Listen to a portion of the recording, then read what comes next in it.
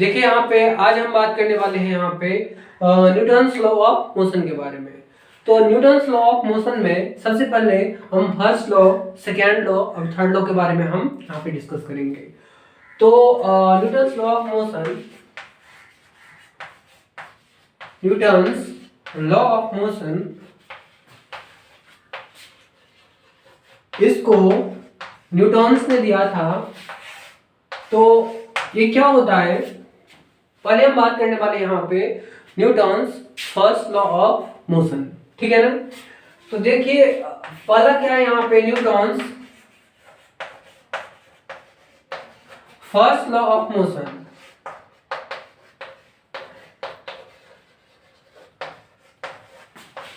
तो ये क्या होता है, तो इसको हम बोलते हैं law of inertia. Newton's first law को हम यहाँ पे लॉ ऑफ इनर्शिया से डिस्क्राइब करेंगे। अब यही होता है Newton's first law of motion, law of inertia. What is inertia, मतलब इनर्शिया क्या होता है किसी भी बॉडी का। तो सपोज किसी बॉडी में यदि मास है, उसमें क्या, उसमें यदि मास है तो वो क्या करता है, यदि वो रेस्ट में रहता है तो वो चाहता है कि वो रेस्ट में रहे, ठीक है ना। और यदि वो मोशन में रहता है तो कॉन्टिन्यूसली मोशन में रहना चाहता है। तो ये बॉडी का जो वर्च्यू होता है, ये जो बॉडी का अपना प्रॉपर्टी होता है, वही क्या है, लॉ ऑफ इनर्शिया। तो according to Newton's first law of motion, ये कहता है कि कोई भी बॉडी, ठीक है ना, यदि मान लीजिए कि स्ट्रेट लाइन में कॉन्टिन्यूसली मूव कर रहा है, कॉन्टिन्यूसली मूव कर रहा है और एक्सटर्नल कोई भी फोर्स उस पर नहीं लग रहा है, एग्जर्ट हो रहा है और वो कॉन्टिन्यूसली मूव कर रहा है। यदि सपोज स्पेस में मूव कर रहा है, कोई भी एक्सटर्नल फोर्स, जैसे कि हम यहाँ पे बात करेंगे, यहाँ पे अर्थ पे क्या लगता है, ग्रेविटेशनल फोर्स लगता है। तो स्पेस में हम बात करें, बाहरी कोई भी फोर्स नहीं है वहां पे, ना एयर का वहां पे रेजिस्टेंस है। तो यदि कोई भी बॉडी स्ट्रेट लाइन में मूव करता है तो हमेशा स्ट्रेट लाइन, उसका टेंडेंसी क्या होगा, स्ट्रेट लाइन में मूव करने का, ठीक है ना। यदि कोई भी बॉडी सपोज रेस्ट में, सपोज क्या है वो रेस्ट में, तो आप यदि मान लो उनको रेस्ट से मोशन में लाना चाहते हो, ठीक है ना, या उसके जो स्टेट है उसको आप चेंज करना चाहते हो, तो वो बॉडी क्या करता है, वो अपोज करता है। बॉडी क्या करता है, अपोज करता है। इसको बोलते हैं हम इनर्शिया, ठीक है ना। तो फर्स्ट लॉ, न्यूटन्स का फर्स्ट लॉ क्या बताता है, लॉ ऑफ इनर्शिया। यहाँ पे हम डिस्क्राइब कर सकते हैं लॉ ऑफ इनर्शिया को इस तरह से, जैसे कि हम एग्जांपल देते हैं आपको।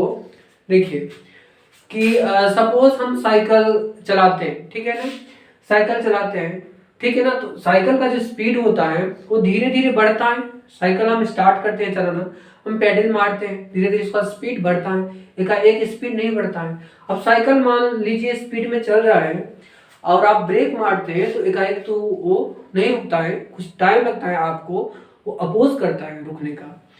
तो लॉ ऑफ इनर्शिया जो है ना, इसको हम इस तरह से डिस्क्राइब करेंगे, इनर्शिया ऑफ रेस्ट होता है एक, दूसरा होता है इनर्शिया ऑफ मोशन होता है, ठीक है ना।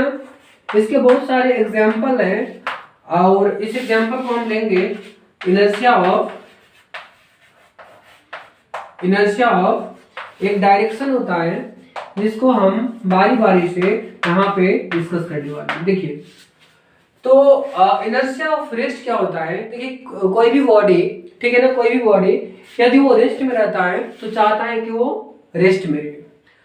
हम ऐसे बात करते हैं, मान लीजिए कि आप बाइक पे बैठे हो, पीछे में बैठे हो, आपके दोस्त जो है वो वहां पे बाइक चलाने के लिए तैयार है, ठीक है ना, और वो आप दोनों रेस्ट में ऊपर ले।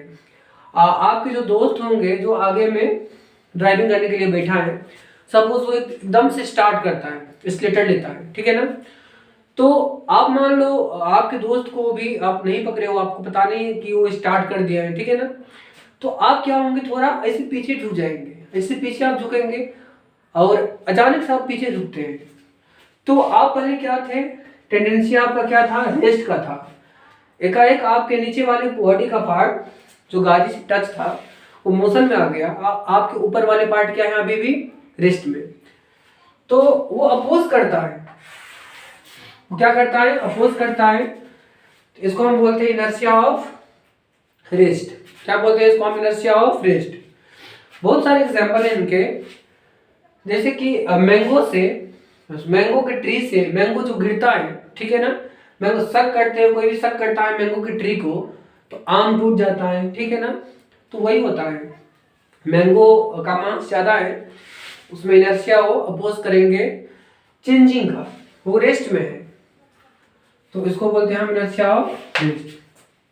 आगे बात करने वाले हैं मोशन के बारे में, इनर्शिया ऑफ सॉरी मोशन के बारे में बात करने वाले हैं।